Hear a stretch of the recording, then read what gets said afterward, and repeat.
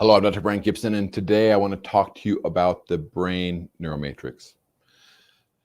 Let me give you a little bit of background first. With pain, for a long time, we thought that the brain was just interpreting pain based on injury to tissue. So you have an injury to the tissue, goes to the brain says that's injured this much, you're going to have this much pain. The interesting thing about that is that pain seems to be more subjective. What do I mean by that? Well, a lot of people have different amounts of pain. You got individuals that can tolerate a lot higher amounts of pain. You have individuals that can tolerate a lot less pain.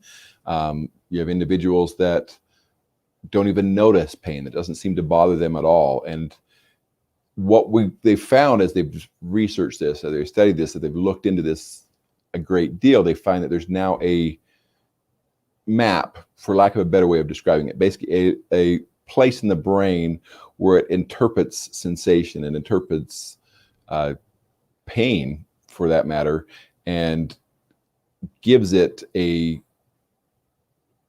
strength or a power based on your understanding, the way that your mind is working. So really what it comes down to is you've got a map in your mind that helps you perceive pain. Now, I want to make a really, really careful statement right now. Saying that pain is perceived differently by different individuals does not mean it's all in your head. That's a misconception. People say, oh, that pain's all in your head, meaning that it isn't real pain. Now, the truth is pain is in your head to a degree, but it's real pain. It's pain that actually really exists. It's the way that the body interprets it that's in your head. And in that, based on that map, it's going to interpret the pain based on your genetics. So you're going to have different types of pain depending on what you've inherited from your parents. It's going to be based on your environment, what kind of experiences you've had, what kind of perception you have. So this pain is going to be compared to other pains that you've had in your life. At the same time, it's also going to be compared to other experiences that you've had in your life as well. So you got your environment, you got genetics, you got experiences, you've got as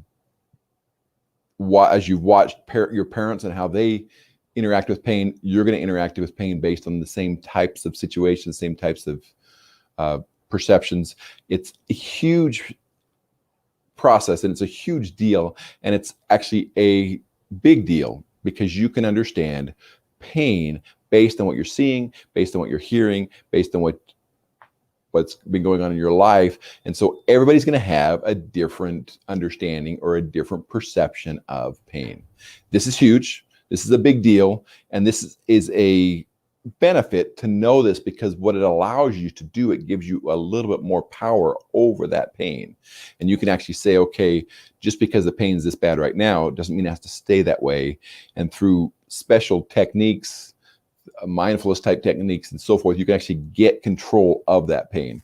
But to give you a little bit of more information, let's jump over to this process here.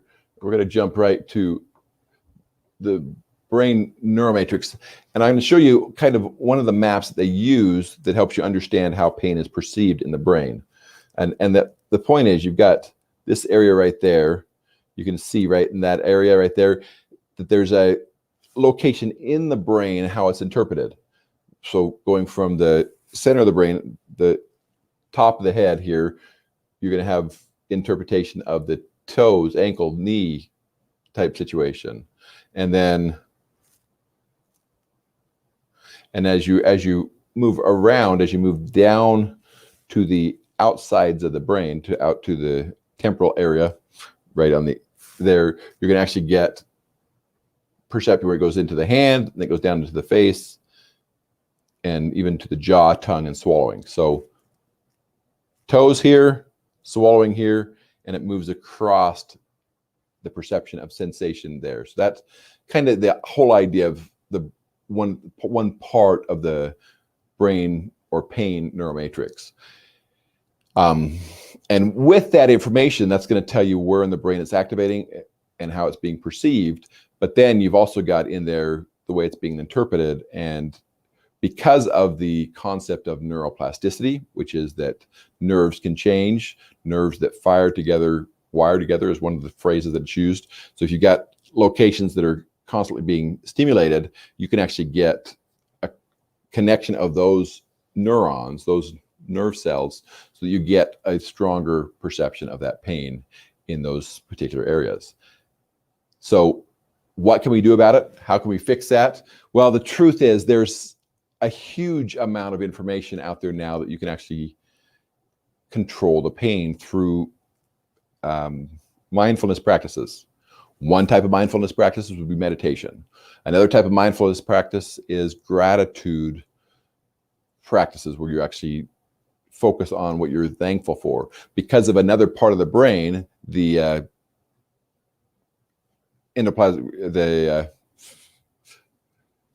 reticular activating system, the RAS filter, you're going to actually, if you focus on what you're thankful for, all the blessings that you're having and so forth, it overpowers it and it causes the conscious mind to focus on that, and it removes some of the stuff that you're not focused on. So if you're able to not focus on your pain as much, it's not going to be as big a problem. Now, I'm not saying your pain is bad because you're focusing on it. That's not true. But you can actually you can lessen it by not focusing on it. 3, there is a process called journaling.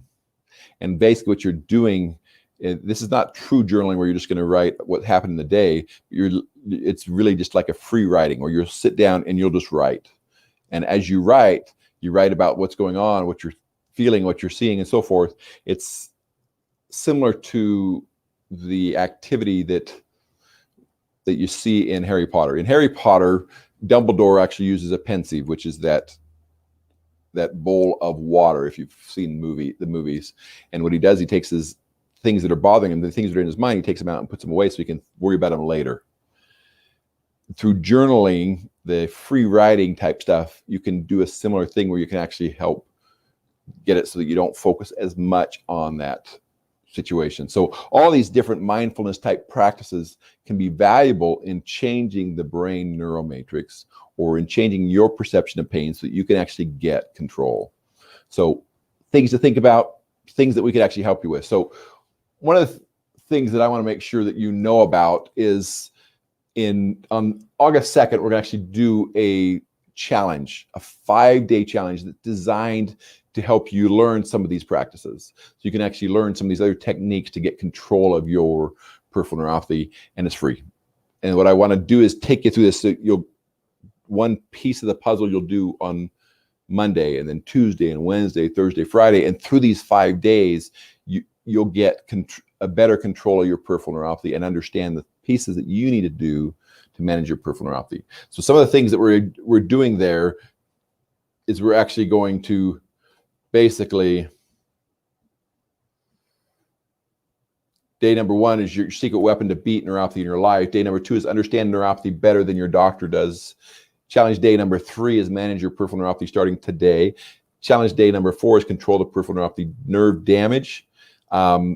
Challenge day number 5 is live an extraordinary life even with peripheral neuropathy. The point is, I want to give you back your life, and that's why we're doing this challenge. So if you go to treatmentforneuropathy.com, you can actually sign up. You can actually be part of this, and we will start the process of getting you into complete control of your peripheral neuropathy. This is Dr. Brant Gibson, and this is your Neuropathy Nugget Day. I don't remember, actually. This is Neuropathy Nugget Day 372. The Brain Neuromatrix and what you can do for it. Jump into treatmentforneuropathy.com. Join the challenge. Let's get you better. Thank you, and have a great rest of your day.